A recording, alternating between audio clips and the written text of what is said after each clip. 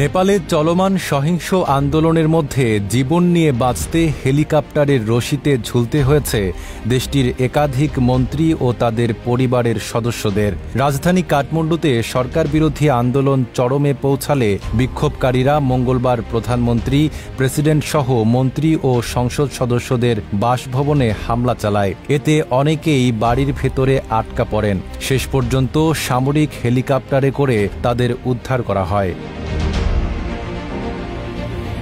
সামাজিক যোগাযোগ মাধ্যমে ছড়িয়ে পড়া সবচেয়ে আলোচিত একটি ভিডিওতে দেখা যায় আতঙ্কগ্রস্ত মন্ত্রীরা হেলিকপ্টারের রশি ধরে ঝুলে প্রাণ বাঁচাচ্ছেন। Admission opened at Uttara University. তাদের পরিবারের সদস্যদেরও একইভাবে উদ্ধার করে নিরাপদ স্থানে নিয়ে যাওয়া হয়।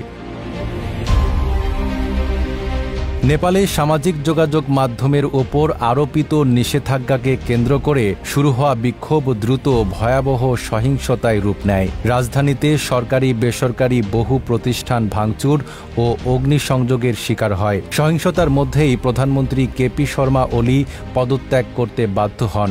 পরিস্থিতি নিয়ন্ত্রণে কারফিউ জারির পাশাপাশি সেনাবাহিনীও মোতায়েন করা হয়।